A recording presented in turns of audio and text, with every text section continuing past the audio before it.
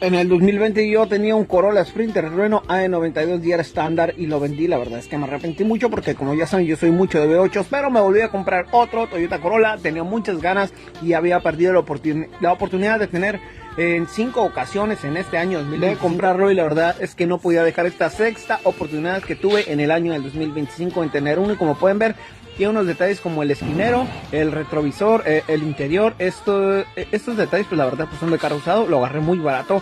Este detalle de la mica trasera y un golpe en el costado, pero bueno, ya saben que a mí me encanta trabajar en estos carros. Y de hecho, pues tiene algunos detalles mecánicos.